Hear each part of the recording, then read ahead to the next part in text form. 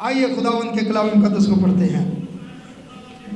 पहला तीमुथियुस दूसरा बाब और उसकी 8वीं आयत से मैं पढ़ूंगा। खुदावंद के कलाम मुकद्दस में यूं मरकूम है,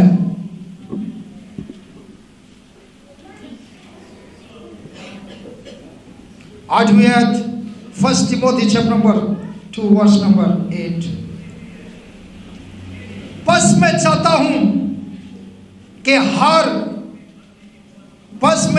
हूं कि मर्द हर जगह बगैर गुस्सा और तकरार के पाक हाथों को उठाकर दुआ करें। सब कहे आमीन। तशरीफ रखें।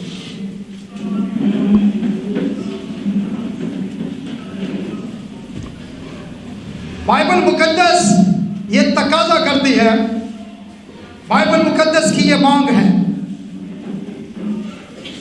और यहां पर खुदावंद के बंदा पौलुस रसूल तीमुथियुस को खत लिखते हुए फरमाते हैं, बस मैं चाहता हूं, इट इज माई डिजायर, बस मैं चाहता हूं कि मर्द हर जगह,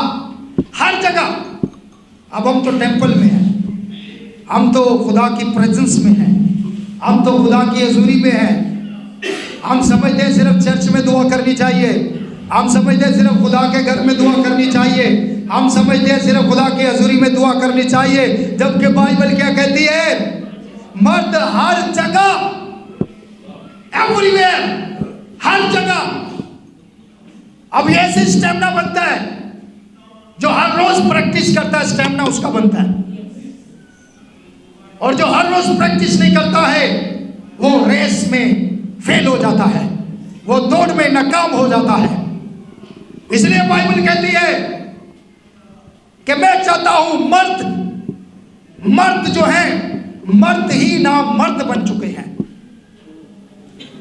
मर्द का काम है पूरे कबीले को चलाना, मर्द का काम है अपनी बीवी बच्चों को लेकर चलना, मर्द का काम है अपनी फैमिली की रहनुमाई करना। मर्द को खुदा ने सरबराह बनाया है, मर्द का काम है नमूना देना, मर्द का काम है आगे लगना, मर्द का काम है अच्छी टॉकिंग करना, मर्द का काम है फरोतन बनना, मर्द का काम है हलीम बनना। मर्द ही ना मर्द बन चुके हैं, बाकी फैमिली का क्या बनेगा?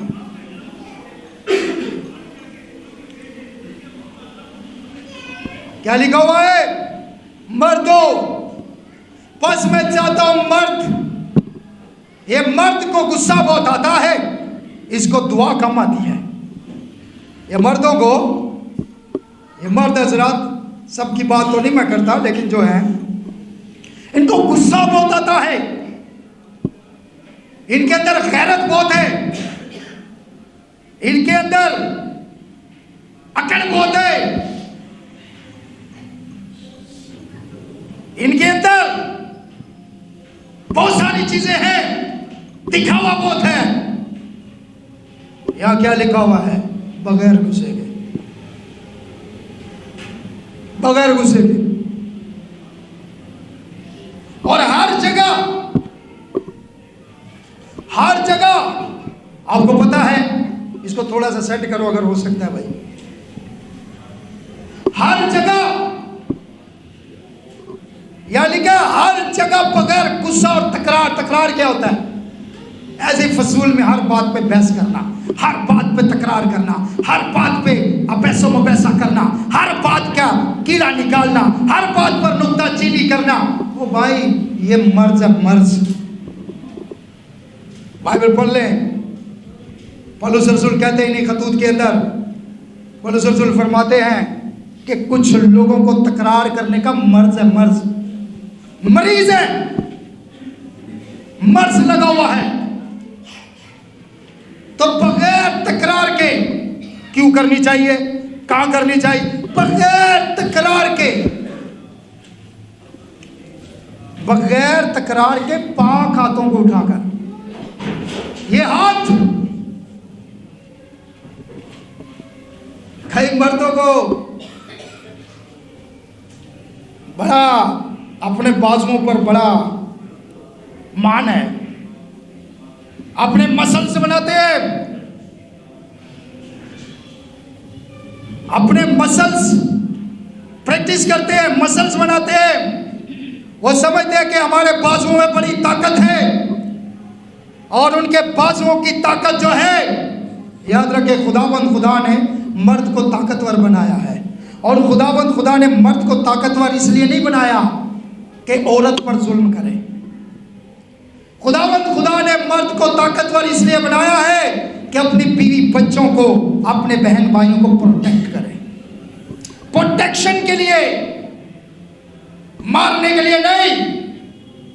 और यहां पर लिखा है अपने पाक हाथों को उठाकर। ये उठाना, हाथों को उठाना क्या है? वाह, आज हम, यही मेरा उन्वान होगा और क्वेश्चन मार्क है ये कि हम इबादत में अपने हाथ उठाते क्यों हैं? हम इबादत में अपने हाथ क्यों उठाते हैं? कुछ लोगों को कहा जाता हाथ उठाओ, नहीं उठाते। कुछ लोगों को कहा नहीं जाता, फिर भी हाथ उठाते हैं। वर्शिप में हाथ उठा लेते हैं, दुआ में हाथ उठा लेते हैं खुद ही। कुछ लोगों को कहा जाता है फिर भी हाथ नहीं उठते। आपको पता है इबादत में हम हाथ क्यों उठाते हैं? क्यों जरूरी है? क्या हाथ नीचे करके भी दुआ हो सकती है?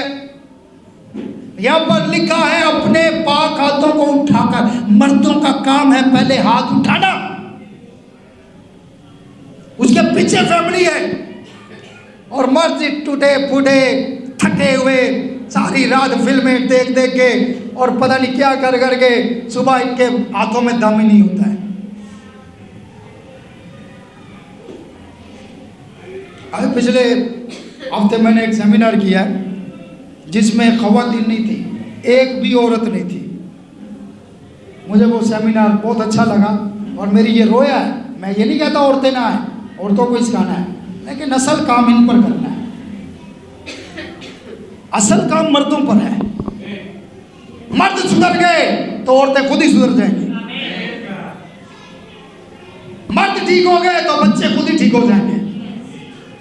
इसलिए मर्दों को ठीक होना, बाइबल मुकद्दस भी आपको पता है सर को पकड़ती है और जड़ को पकड़ती है, हेड को पकड़ती है। तो क्यों हम कहते हैं अपने हाथ उठाए? क्यों बाइबल मुकद्दस कहती है कि मर्द अपने पाक हाथों को उठाकर दुआ किया करें? उसमें गुस्सा नहीं होना चाहिए, उसमें तकरार नहीं होना चाहिए, पैसों में वैसा नहीं होना चाहिए।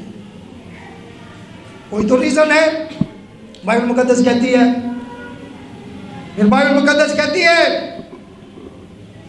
कि तुम बीमारों पर हाथ रखो, वो ठीक हो जाएंगे। तो हाथ बाइबल मुकद्दस में बहुत इसका जिक्र है, लेकिन मैं आज ये बताऊंगा कि हम इबादत में हाथ क्यों उठाते हैं। What is the reason why we spread our hands in the service? कोई तो रीजन है कि बार बार कहते अपने हाथों को उठाओ। कहने की जरूरत नहीं पड़ती। जब अंदर होली गोस्ट हो ना, फिर बाहर से किसी को कहने की जरूरत नहीं पड़ती। कोई भी नहीं कहता है, खुद हाथ उठते हैं। जब यीशु मसीह मुकद्दसा मरियम के पेट में रहम में थे तो बाइबल मुकद्दस कहती है वो अपनी रिश्तेदार अलिशबा से मिलने गई, और जब वो अलिशबा से मिलने गई तो ब्रदर मैडम कहते हैं कि अलिशबा उसको मिली और उसके पेट में नबी था। नबी, और नबी जो है वो माँ के पेट से रुल्कुस याफ्ता था।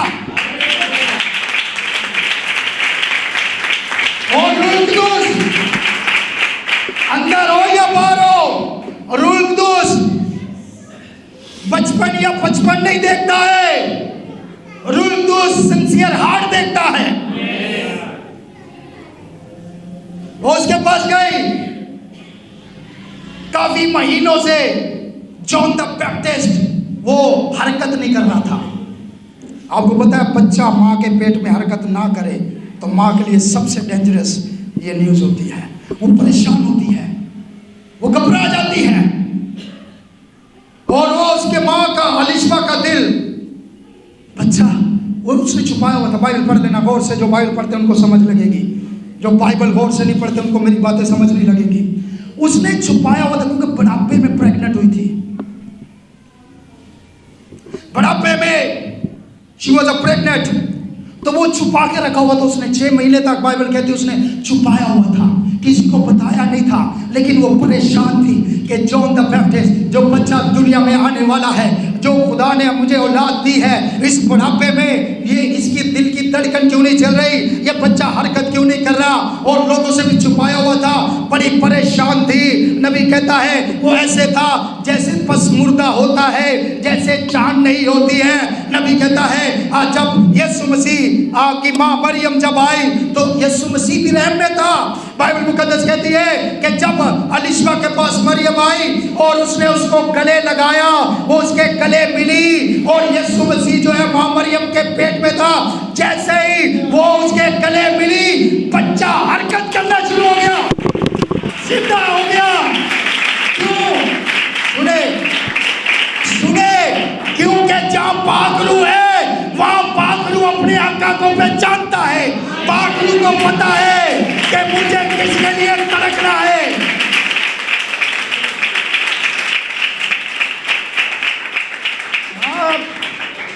क्या चर्च में आके भी लोग ढीले ढाले होते हैं, लगता है कई महीनों से तुम्हारी धड़कन रुकी हुई है। फिक्र किसको है? फिक्र माँ को है, तो आनू को नहीं फिक्र, माँ पास्टर होता है। क्यों मैं मैसेज देता हूँ, क्यों मैं चीखता हूँ, क्यों मैं रोता हूँ, क्यों मैं कराता हूँ, क्यों मैं चिल्लाता हूँ, क्यों मैं कहता हूँ? There is a something reason, कोई तो वजह है। मेरे भाई मेरी बहन, हमें बेदार होने की जरूरत है, रिवाइव होने की जरूरत है। नबी कहता है जैसे ही मुकद्दसा मरियम अलिशबा से मिली और यीशु मसीह टच हुआ, और वैसे ही यूहन्ना जो है उसने सलूट मारा यीशु मसीह को। हालेलुया। उसने कहा मेरे पेट में बच्चा उछला है। हालेलुया।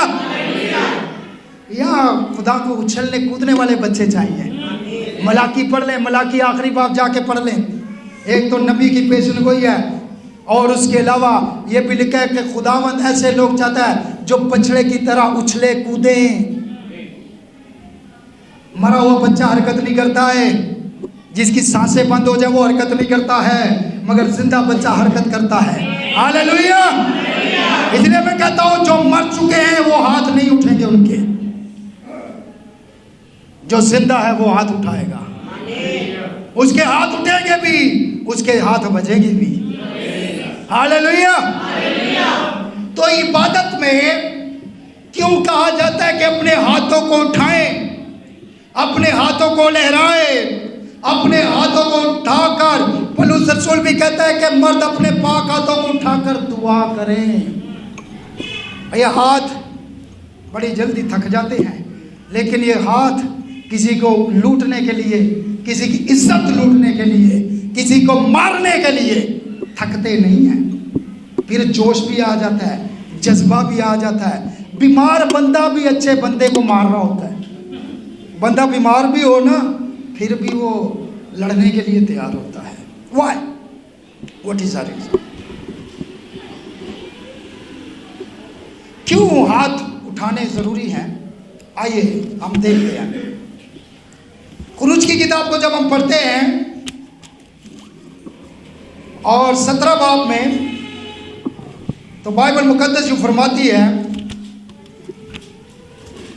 एक्सोडस चैप्टर नंबर 17, यह लिखा हुआ है।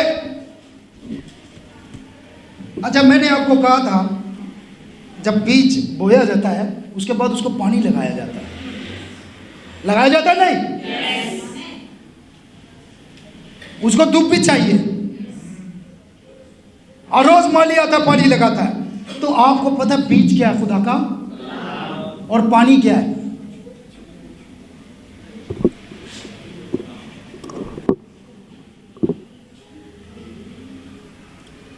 मुझे लगता है मैं दीवारों को कलाम सुनाता हूँ। ये पंखों से पूछूंगा वो भी सच बताएंगे।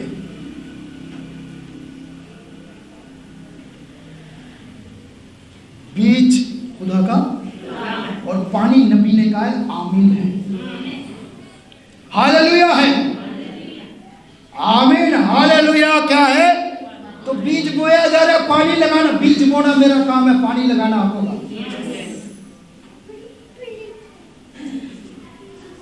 और फल लगाना उसका काम है। हालेलुया। तो ये आपका काम है। यहां पर लिखा हुआ है 8वीं आयत में 17 बाब, तब अमालेकी आकर रफीम में बनी इस्राएल से लड़ने लगे और मूसा ने यहोशू से कहा, हमारी तरफ के कुछ आदमी चुनकर ले जाओ और अमालेकियों से लड़, और मैं कल खुदा की लाठी अपने हाथ में लिए हुए पहाड़ की चोटी पर खड़ा रहूंगा। सो मूसा के हुक्म के मुताबिक यहोशू अमालेकियों से लड़ने लगा और मूसा और हारून और हूर पहाड़ की चोटी पर चढ़ गए। और जब तक मूसा अपना हाथ उठाए, सुनिएगा जरा, बाइबल है तो पढ़ लें। कभी कभी आपको पादरी की बात पर यकीन नहीं होता है, इसलिए अपनी बाइबल खुद पढ़ा करें। यहां पर लिखा है, और जब तक मूसा अपना हाथ उठाए रहता था, बनी इस्राएल गालिब रहते थे, और जब हाथ लटका देता था तब अमालेकी गालिब होते थे। हाथ ऊपर गए, सारे जंग करें, चलो जाओ जंग करो। यहोशू, हाँ तू मेरा शागिर्द है, हाँ ठीक है, चल तू जा, कुछ साथी ले ले और जाकर जंग कर। उस्ताद आप, यार तू जा, जो कह रहा हो वो कर। अरे ये कैसा पास्टर है, हमें कह रहे जंग करो, खुद जा पहाड़ पे जा रहा। जितना दिमाग होगा ना उतनी समझ होगी, और जितनी समझ होगी उतनी सोच होगी। इसलिए शागिर्द के लिए ये काफी है कि उस्ताद की बात माने। तो यहां पर तकरार करने वाले लोग क्या करते हैं, पूरे उस्ताद खुद जा रहे हैं, अच्छा हारून को भी ले दे, भाई है ना उसका, उसको भी लेकर जा रहा है। इसको अपनी फैमिली का बड़ा फिक्र है, हमारा कोई फिक्र ही नहीं है। अरे तुम कैसे अजीब लोग हो, तुम्हारी फिक्र करने वाला ऊपर बैठा हुआ है ना, तुम्हारा भरोसा ही नहीं है। तुम इंसान देखते हो, इंसान के अंदर जो खुदा है उसे नहीं देखते। This is the problem. तो ये जा रहे पहाड़ पर, हाँ मैं जा रहा हूँ, हारून भी मेरे साथ है, एक और है हूर भी मेरे साथ जाएगा। We are going to on the mountain, we shall stay there and we will pray there. तू ले, कुछ लोग ले यहोशू और जाकर जंग कर। अब यहोशू ने एक तकरार नहीं किया है, यहोशू ने बहस नहीं की है, यहोशू ने वहां पर आर्गुमेंट नहीं की है। No argument, no fight, just obey, सिर्फ ताबेदारी। उसने कहा ठीक है मैं जाता हूं। तो यहोशू जंग करने चला गया, मूसा पहाड़ पर दुआ करने चला गया, और उसके साथ हारून और हूर है। ये पादरी लोग हमें धक्के लगाते रहते हैं, खुद आराम से बैठे। तुम्हें नहीं पता पादरी आराम से नहीं बैठता है, जब तुम सोते हो तब वो जागता है। तुम अपनी फानी सोच से रूहानी बातों को समझ नहीं सकते हो। इसलिए रूहानी बातों को समझने के लिए रूहानी रूह चाहिए, रूहानी सोच चाहिए। तो वो वहां पर चला गया दुआ करने। लेकिन जो बात सीखने वाली है वो ये है कि मूसा हाथ उठाकर दुआ कर रहा था। क्या कर रहा था? हाथ उठाकर। सरबरा जो होता है उसको नमूना देना है, सरबरा को, लीडर को, फैमिली के हेड को। जब फैमिली का हेड मज़ारों पे टक्के खा रहा है, फैमिली का हेड जो है वो बुतों के आगे सजदा कर रहा है, फैमिली का हेड जो है वो जादूगरों के पास जा रहा है, फैमिली का हेड जो है वो ताश पाशा शराब चरस पी रहा है, तो फैमिली को नमूना कौन देगा? जब फैमिली का हेड जो है उसके पास चर्च के लिए टाइम नहीं है। ये मर्दों की कुर्सियां खाली होती हैं क्योंकि इनके दिमाग भी खाली हैं। तो मैंने वो सेमिनार किया, सब मर्द, कोई औरत नहीं। आपको तो बाइबल क्या कहती है? बाइबल कहती है अगर किसी औरत ने कुछ सीखना हो तो घर में जाके अपने शोर से सीखे। तो शोर ने कम्मे को कुछ आता होगा तो सिखाएगा ना, उसको तो लड़ाइयाँ झगड़े बस इधर उधर की बातें आती हैं, या झूठ बोलना आता है। कितने शोर हैं जो अपनी बीवियों से झूठ बोलते हैं। जब तुम बुनियाद गंदी रखोगे तो उसका फल भी गंदा मिलेगा। जैसा बीज बोया जाएगा वैसा ही उगेगा।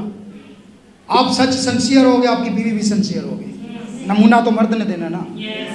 जब वो ही ठीक नहीं होगा तो बाकी कहां से ठीक होंगे। इसलिए मेरे भाई मेरी बहन याद रखे, वह सारे मर्दों को मैंने कहा क्यों मैं क्यों जोर दे रहा हूं, क्योंकि नस्ल जो होती है वो मर्द में होती है, औरत में नहीं होती। मर्द को बचाओ, नस्लें बचेंगी। आने वाली नस्लें इब्राहिम से इसहाक से याकूब, खुदा ने बरकत दे दी क्योंकि इब्राहिम ठीक चल रहा था। हालेलुया। खुदावंद यीशु के लिए जोरदार तालियां बजाएं, जोर से।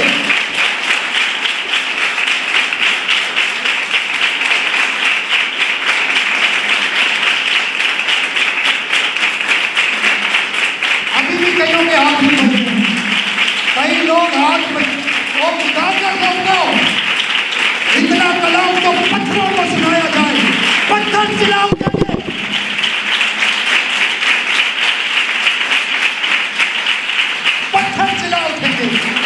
यीशु मसीह ने कहा, यीशु मसीह ने कहा अगर तुम चुप हो जाओगे, ये चुप हो जाएंगे तो पत्थर चिल्ला उठेंगे। हालेलुया। अब जो भी करना है खुदा के लिए बेस्ट करना है, जज्बे के साथ करना है। यहां पर लिखा है कि मूसा चला गया ऊपर जाके हाथ उठाकर दुआ कर रहा है। बाइबल क्या कहती है, मर्द अपने पाक हाथों को उठाकर दुआ करे। और जब मूसा के हाथ ऊपर थे तो फतह थी। क्या थी? अब याद रखें, जिनके हाथ नीचे हैं, बाइबल कहती है जैसे ही उसके हाथ नीचे आते थे तो अमालिकी जो है वो गालिब आना शुरू हो जाते थे। आज शैतान अगर गालिब आ रहा है तो आपके हाथ नीचे हैं।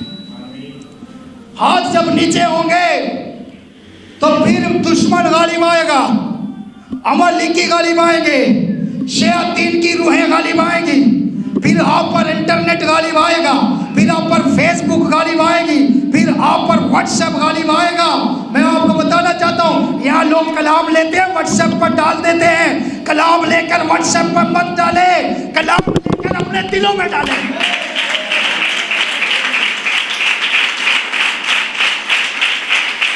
अपने दिलों में डालें। ये कलाम व्हाट्सएप पर डालने के लिए नहीं है। लोग आगे फॉरवर्ड कर रहे हो, खुद तो ले ले, खुद तो प्रैक्टिकल कर ले, ये शेयर कर दे, वो शेयर कर दे, पता नहीं क्या क्या करते रहते हैं। और मैं आपको बताना चाहता हूँ, एक वो मुझे किसी बहन ने या भाई ने एक क्लिप भेजा था, अभी मेरे पास नहीं है, मैं आपको दिखाता। उसमें मोबाइल कहता है मेरे बगैर तो ये सो भी नहीं सकते, मेरे बगैर ये रोटी भी नहीं खा सकते, मेरे बगैर बच्चे पढ़ भी नहीं सकते। पता है ना आपको? तो ये सच कह रहा है वो। ऐसी हालत हो गई है आज लोगों के पास। बाइबल होना, किसी को शौक नहीं है कि मैं 500,000 की बाइबल खरीद लूं, लेकिन 10,000 20,000 का मोबाइल खरीदने का सबको शौक है।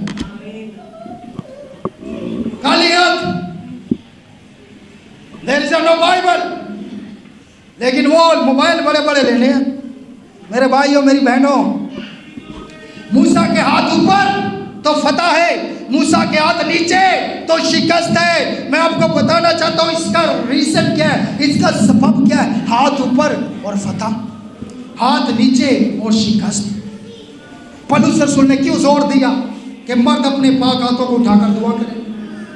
बंदा रयाकार होता है ना तो बीवी बन जाती है। पढ़ ले, माल पढ़ ले 5 बार। हननिया और सफीरा एका किया हुआ था दोनों ने। वो हननिया और सफीरा जो है दोनों ने एका किया हुआ था और दोनों मर गए। मेरे भाई मेरी बहन याद रखे, मर्द को नमूना देना है। और अगर मर्द रयाकारी करेगा, मर्द दिखावा करेगा, तो फिर ऑटोमेटिकली आगे ट्रांसफर होगा, आगे नस्ल में ट्रांसफर होगा। तो यहाँ पर हाथ ऊपर तो फतह है। क्या सब कहेंगे हालेलुया? हाथ ऊपर तो क्या है? फतह है। हाथ नीचे और शिकस्त है। ये हाथों में क्या बात है? ये जंग का कोई रिमोट कंट्रोल हाथों में है। मूसा हाथ उठाता है तो फतह पाता है, मूसा के हाथ नीचे आते हैं तो शिकस्त होती है। अब उसका शागिर्द जंग लड़ रहा है, उसका शागिर्द मैदान में जंग लड़ रहा है। आजकल के शागिर्दों की हालत यह है कि 2 दिन आते हैं, 6 दिन बाद बपतिस्मा लेते हैं, साल बाद पास्टर बन जाते हैं, अगले साल अपने ही पास्टर के खिलाफ मनाती शुरू कर देते हैं। और तुम शागिर्द बनने के लायक भी हो या नहीं? जब तक मूसा रहा, यशवा उसके ताबे रहा। और जब मूसा चला गया, फिर यशवा मंजर पर आया। ये खुदा का प्रोग्राम है मेरे भाइयों, मेरी बहनों। तो मूसा के हाथ ऊपर तो फतह है, सब कहेंगे आमीन। अब क्या हुआ, मूसा हाथ ऊपर करके दुआ कर रहा है। 1 घंटा गुजर गया। आपको पता 10 मिनट आप हाथ उठाएं, आपके हाथ थक जाएंगे। आधा घंटा हाथ उठाएं, आपके हाथ 1 घंटे बाद कांपना शुरू हो जाएंगे। मूसा दुआ कर रहे, 1 घंटा गुजर गया है, मूसा के हाथ ऊपर है, हूर भी दुआ कर रहा है, हारून भी दुआ कर रहा है, और मूसा भी दुआ कर रहा है। और जैसे ही 1 घंटा गुजरा, 2 घंटे गुजरे, मूसा के हाथ थक गए, और जैसे उसके हाथ थक गए, हैवी हो गए, उसके हाथ नीचे गिरना शुरू हुए। जैसे हाथ नीचे आते थे, वहां उसके लोग मरना शुरू हो जाते थे। अब 2 घंटे 3 घंटे गुजर गए। उसके बाद उन्होंने देखा कि ये काम ठीक नहीं है। बाइबल मुकद्दस पढ़ लेना, घर पे जाके मुतालिया कर लेना। बाइबल मुकद्दस में लिखा हुआ है, हारून ने और हूर ने फौरन दौड़े, उन्होंने मूसा के हाथ उठाए कि मूसा के हाथ नीचे नहीं आने चाहिए।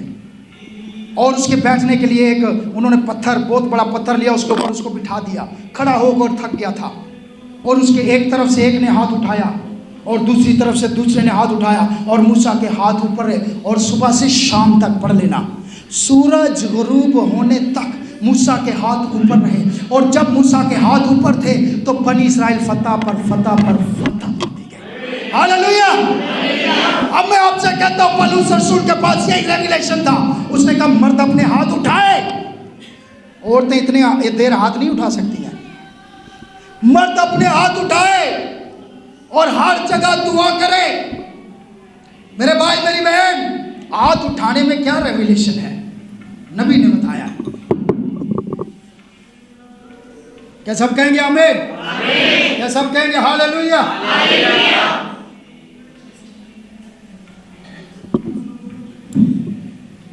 दाउली गोश्त होगा ना, सर्दी में भी गर्मी लगेगी। हालेलुया।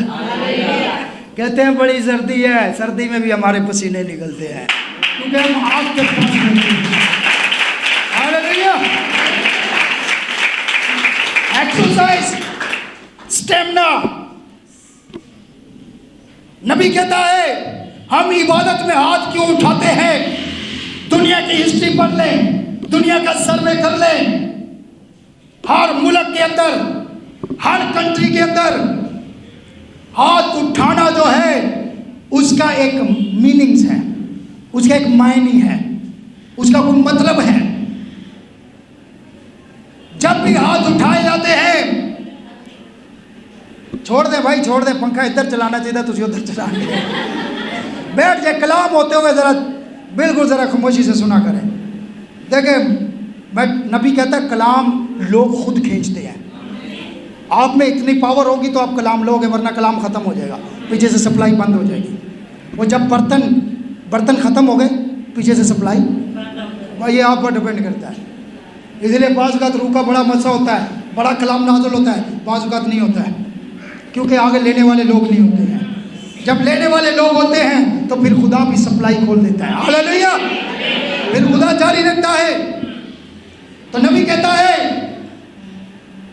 कि हाथ उठाना, जब हम कहते हैं इबादत में हाथ उठाओ, तो हाथ उठाने का मतलब है, अब उधर जब जंगें लड़ी जाती हैं, जब जंग होती है, तो जंग के अंदर जो फौज पावरफुल होती है और दूसरी फौज को मारती है और उन पर गालिब आ जाती है, तो उनको कहती है कि हैंड्स अप। क्या कहते हैं? हाथ ऊपर उठा लो। हाथ क्या कर लो? ऊपर उठा लो। जब किसी को अरेस्ट करने आते हैं और वो मुकाबला करता है, काउंटर करता है, और उसके बाद जब उसका मुखालिफ जीत जाता है और उस पर गालिब आ जाता है, तो उसको वो कहता है अपने हाथ ऊपर उठाओ।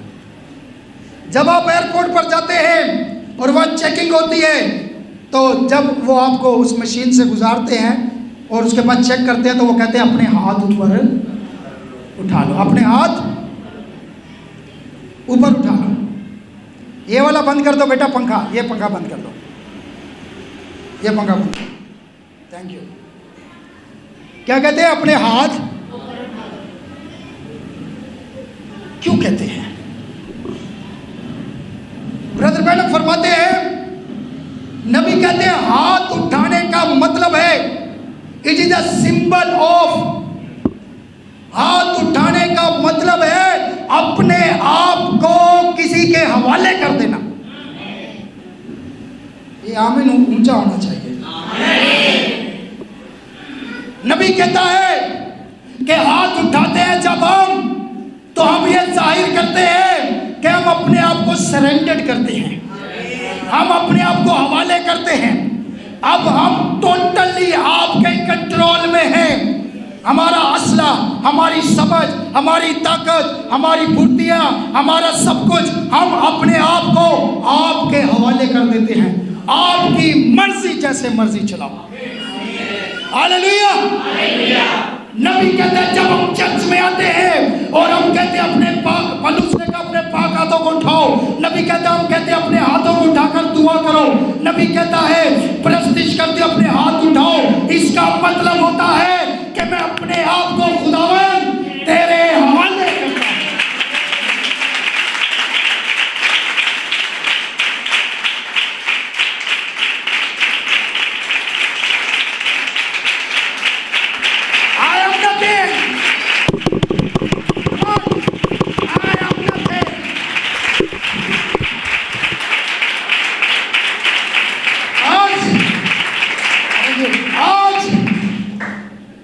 आज हमें इस बात को समझना है, जब किसी दूसरी फौज से हम शिकस्त खाते हैं, वो हमें अरेस्ट कर लेते हैं, तो हम अपने आप को सरेंडर कर देते हैं। नबी कहता है जब हम चर्च में आते हैं और जब कोई गीत गाते हैं, अपना हाथ उठा लिया जाता है। इसका क्या मतलब होता है कि खुदावन मैं कुछ भी नहीं, मैं अपने आप को तेरे हवाले करता हूं, मैं अपने आप को तेरे सिरे। और जो लोग हाथ नहीं उठाते वो बगावत करते हैं, मैं अभी भी कुछ हूं। खुदावन की हजूरी में आकर, वहां सामने गन रखी होती है ना, जब हाथ उठते हैं नहीं उठते? उठते हैं ना। मौत का डर है, यहां भी मौत का डर है। उसकी ताबेदारी नहीं करोगे मरोगे। यीशु मसीह ने वो कहा, वो 17 बंदे मर गए, वो 18 बंदे मर गए, शलोक का बुर्ज गिरा, वो मर गए। यीशु ने तुम क्या समझते हो वो गुनाहगार थे? चलो चुप करो, वो गुनाहगार नहीं थे। अगर तुम तौबा ना करोगे तुम भी मरोगे। छोड़ो दूसरों की बातें, अपनी बात करो। तो सरेंडर करना अपने आप को। इसलिए चर्च के अंदर जब कभी आप मैसेज की इबादत देखें, लोग सिर्फ हाथ ही नहीं उठाते, लोग खुद भी खड़े हो जाते हैं। पूरा मैसेज खड़े होकर सुनते हैं, क्योंकि वो इबादत के अंदर अपने आप को टोटली, कंप्लीटली, एब्सोल्युटली खुदा के हवाले कर देते हैं। और जब हम अपने आप को पाक रूह के हवाले कर देते हैं, फिर पौलुस कहता है अब मैं जिंदा ना रहा बल्कि वो मुझ में जिंदा है।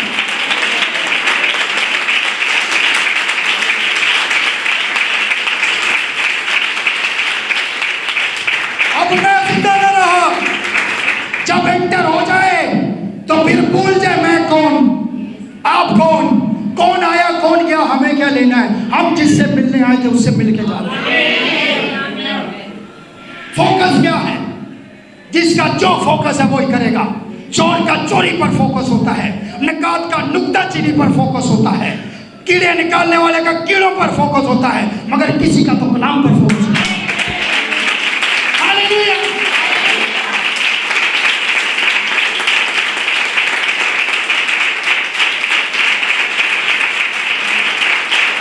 अपने आप को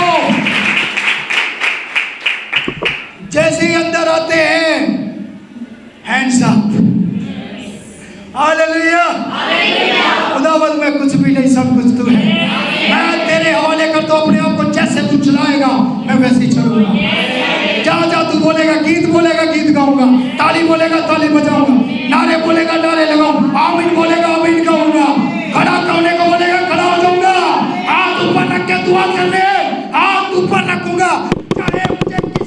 मदद लेनी पड़ेगी। मुझे पता है जब हम दुआ करते थे, जब मैं इस लाइन में आया था, जब खुदावन ने मुझे पकड़ा था, जिस दिन मैंने अपने आप को सरेंडर किया था, उस दिन से आज तक लोग ये 6 महीने बाद बदल जाते हैं। मुझे शैतान ने चल शैतान पे डालता है, शैतान ने गिरा दिया, तूने अपने आप को हवाले नहीं किया था।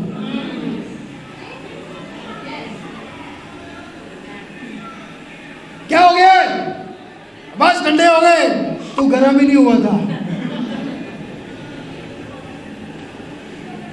क्या करें, जिम्मेदारियां बहुत है। आज तुझसे पहले जो गए उन पर तुझसे भी ज्यादा जिम्मेदारियां थी शागिर्दों पर। हालेलुया। ये सारी हेरा फेरी की बातें हैं। जिसने सरेंडर कर दिया है वो फिर जैसे जैसे वो चलाता है। जब आपको रेस्ट कर दिया जाता, अपनी मर्जी से चलते हो, फिर उसकी मर्जी से चलना है। जब होली गोस्ट आ जाता है, हम उसके सरेंडर हो जाते हैं, तो फिर जैसे वो कहता है हम वैसे करते हैं। फिर अपनी सोच नहीं चलती, फिर अपनी मर्जी नहीं चलती, फिर अपनी इच्छा नहीं चलती, फिर अपनी डिजायर नहीं चलती, फिर सिर्फ और सिर्फ उसकी मर्जी पूरी होती है। जैसे खुदावंद यीशु मसीह ने कल सबनी में कहा, ए बाप, मेरी नहीं बल्कि तेरी मर्जी। फिर उसकी मर्जी पूरी होती है। कैसे नहीं उठा जाता, कैसे नहीं आया जाता, कैसे नहीं तालियां बजाई जाती, कैसे नहीं गीत गाया जाता, कैसे नहीं आमीन कहा जाता, कैसे नहीं हालेलुया, कैसे नहीं तहकीकी दी जाती। प्रॉब्लम्स है, मजबूरी खुदा नहीं देखता। मैं सच कह रहा हूं, मैं चैलेंज करता हूं, जाओ, खुदा मजबूरी नहीं देखता, खुदा दिल देखता है।